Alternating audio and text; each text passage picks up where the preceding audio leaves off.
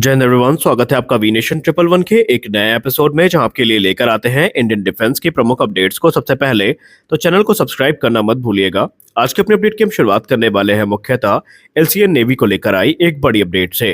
जैसे कि आप सब जानते हैं कि एलसीए नेवी को लेकर लगातार जो डीआरडीओ से अपडेट है वो आती रही है, और भारतीय नौसेना के अधिकारियों ने भी एलसीए नेवी को लेकर अपना जो इंटरेस्ट है वो निरंतर दिखाया है। और इसी में जितेंद्र जे जाधव सर, जो कि डायरेक्टर जनरल है एरोनॉटिकल डेवलपमेंट एजेंसी के, उन्होंने ये रिवील कर दिया है कि एलसीए नेवी का जो पोटेंशियल एक्विजिशन है ये ऑलरेडी अपने रास्ते में बढ़ रहा है, और भारतीय नौसेना की जो कैरियर बेस्ड फाइटर की रिक्वायरमेंट है उसको पूरा करने के लिए एक सक्षम भी है। लेकिन ये जो अभी प्रोसीजर है पूरा, ये अटका हुआ है। यानी कि जो अभी ये पूरा का पूरा प्रोक्योरमेंट प्रोसेस है ये पेंडिंग पर है, और इसके पीछे गवर्नमेंट प्रोसीजर्स को जिम्मेदार माना जा रहा है। हालांकि उन्होंने ये अनुमान जताया है कि ये जो प्रोसीजर हर्डल है ये बहुत जल्दी रिजॉल्व कर दी जाएंगी, और इसका सीधा मतलब ये है कि पहली एलसीए नेवी की जो स्क्वाड्रन है ये भारतीय नौसेना में इंडक्ट होती हमें शीघ्र दिखाई पड़ेगी। भारतीय नौसेना ने पहले भी कहा था कि ये एयरक्राफ्ट भले ही उनके एयरक्राफ्ट कैरियर से फुल पोटेंशियल में ऑपरेट करने में सक्षम ना हो, लेकिन फिर भी जो शोर बेस्ड फैसिलिटीज हैं वहां से हम इन्हें फुल वेपन पेलोड के साथ ऑपरेट कर सकते हैं,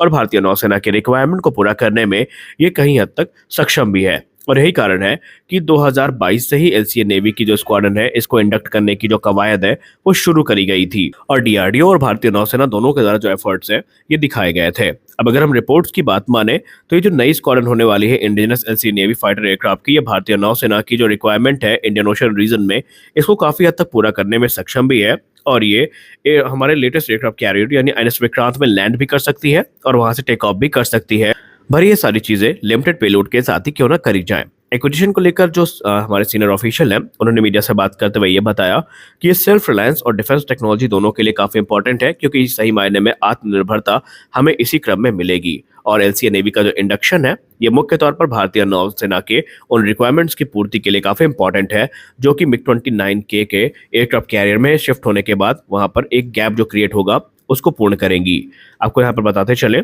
कि जाधव सर ने यह भी कहा है कि जो एक्विजिशन में डिले हो रही है ये कुछ अनरिजॉल्व गवर्नमेंट प्रोसीजर्स हैं उनके वजह से हो रही है। हालांकि उन्होंने कारण को काफी स्पेसिफाई नहीं किया, और एग्जैक्ट नेचर जो है इसके बारे में उन्होंने बात नहीं करी कि वो कौन सी अड़चन है जिसकी वजह से ये प्रोग्राम आगे नहीं बढ़ पा रहा है। लेकिन रिपोर्ट्स में ऐसा माना जा रहा है कि ये जो अड़चनें आ रही हैं ये क्लियरेंस प्रोसेस में आ रही हैं, फाइनेंशियल अप्रूवल में आ रही हैं, और जो अलग अलग स्टेक होल्डर है मिनिस्ट्री ऑफ डिफेंस के अंदर उनमें जो कोऑर्डिनेशन है इनको लेकर आ रही है। लेकिन बहुत जल्दी इनको रिजॉल्व करके जो एक पहले स्क्वाड्रन का ऑर्डर है ये प्लेस किया जा सकता है। हालांकि आपको बता दें कि ये जो ब्यूरोक्रेटिक अप्रूवल है ये जैसे ही मिल जाता है तो उसके तुरंत बाद भारतीय नौसेना के लिए जो एलसीए नेवी है इनका निर्माण शुरू कर दिया जाएगा। अब ये हमारे लिए इंपॉर्टेंट क्यों है ये अभी आगे आपको समझ में आ जाएगा। दरअसल भारतीय नौसेना इस समय अपनी एयर फ्लीट को मॉडर्नाइज करना चाहती है ताकि जो रीजनल सिक्योरिटी चैलेंजेस है उनको वो पूरा कर सके, और एलसीए नेवी वो कैपेबिलिटी को प्राप्त कर चुके हैं जो भारतीय नौसेना को चाहिए। जाधव सर ने यह भी कहा कि एलसीए नेवी को सिर्फ आप भारतीय नौसेना के तत्काल रिक्वायरमेंट को देखते हुए मत देखिए, बल्कि आप इसे लॉन्ग टर्म में देखिए, क्योंकि ये वो एयरक्राफ्ट है जब इसे रिगरस टेस्टिंग में उतारा जाएगा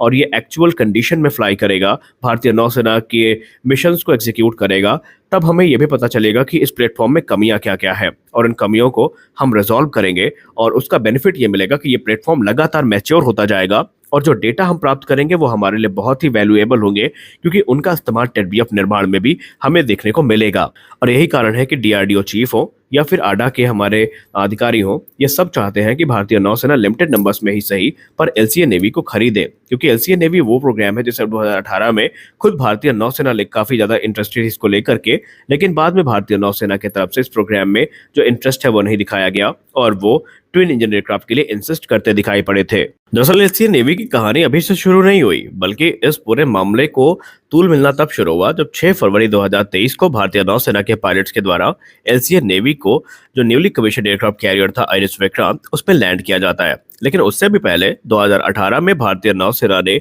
एलसीए नेवी को आईएनएस विक्रांत के डेक से ऑपरेट करने की इच्छा व्यक्त करी थी, और उन्होंने कहा था कि बाद में जो ये एयरक्राफ्ट है इसको ऑप्टिमाइज किया जाता रहेगा। लेकिन फिर भारतीय नौसेना का जो ध्यान है वो एक डेडिकेटेड कैरियर बोर्ड फाइटर जो कि ट्विन इंजन कॉन्फ़िगरेशन में होने वाला था, जिसको हम सब टेडबीएफ के नाम से जानने वाले थे, उसमें देखने को मिला, और भारतीय नौसेना टेडबीएफ प्रोग्राम में स्टिक रही। और फिर अप्रैल 2023 में लाइफ इज डिफेंस की एक रिपोर्ट सामने आती है, जहां पर यह कहा जाता है कि भारतीय नौसेना एटलीस्ट स्मॉल नंबर्स में ही सही पर एलसीए नेवी को ऑपरेट करने के लिए इच्छुक है, इसका इस्तेमाल डेडिकेटेड ट्रेनिंग मिशन और टेक्नोलॉजी डेवलपमेंट में किया जाएगा, जो कि वेदर स्क्वाड्रन हमें देखने को मिलने वाला है। और यहाँ पर हमारे जो फ्रंटलाइन नेवल एविएटर्स हैं, उनको ट्रेन करने में भी ये एक महत्वपूर्ण भूमिका निभाएगा। ये डिस्कशन हुआ, ये आइडिया काफ़ी अच्छा था और रिपोर्ट ये सजेस्ट करती है कि भारतीय नौसेना 12 से 15 के बीच में जो एलसीए नेवी है, उसको इंडक्ट कर सकती है। फिर अभी हाल ही में सितंबर 2024 में defence research and development organisation के चीफ के द्वारा भी यही कहा गया कि डीआरडीओ इस समय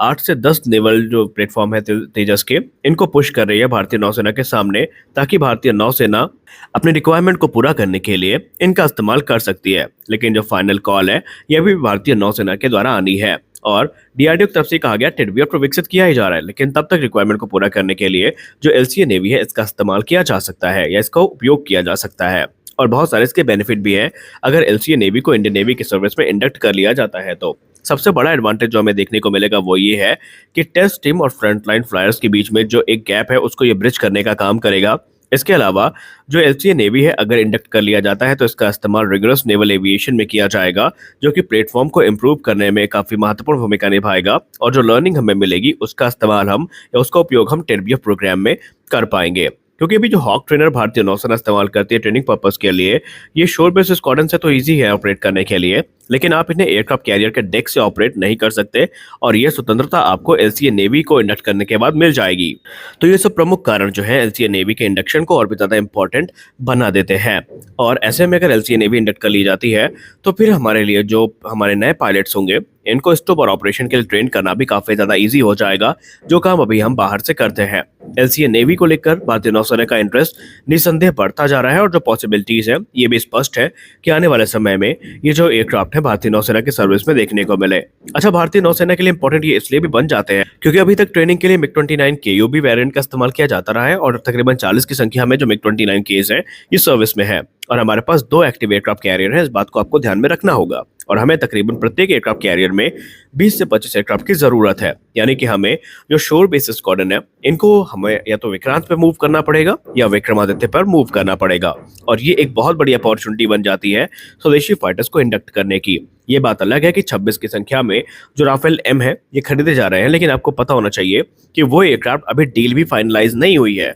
और अगर फाइनलाइज हो भी जाती है तो आप अगले 4 वर्षों तक राफेल एम को एक्सपेक्ट नहीं कर सकते कि ये भारतीय नौसेना को ज्वाइन करेंगे। रही बात एलसीए नेवी की, तो एलसीए नेवी पर काम काफ़ी रफ्तार के साथ बढ़ा है और मौजूदा समय में 3 हमारे पास प्रोटोटाइप है, जो कि NP1, NP2 और NP5 है। और जो सबसे एडवांस वेरिएंट है NP5, इसको सबसे ज़्यादा सूटेबल माना जा रहा है भारतीय नौसेना के लिए, क्योंकि ये भारतीय नौसेना के जो रिक्वायरमेंट है उनको ध्यान में रखकर बनाया गया है। NP1 और NP2 से हमें जो डेटा प्राप्त हुए, जो हमें लर्निंग्स प्राप्त हुई, उनको हमने जो 5 है, इस पे NP5 में हमने एग्जीक्यूट किया है और इसीलिए NP5 के समर्थन में काफ़ी ज़्यादा जो यहाँ पर भारतीय नौसेना के अधिकारी हैं, वो उतरे हैं। तो आपको क्या लगता है भारतीय नौसेना को कितनी संख्या में ये लेना चाहिए? आप अपनी राय कमेंट सेक्शन में जरूर दीजिए। तो मिलते हैं अगले वीडियो में कुछ अपडेट्स के साथ, तब तक के लिए जय हिंद।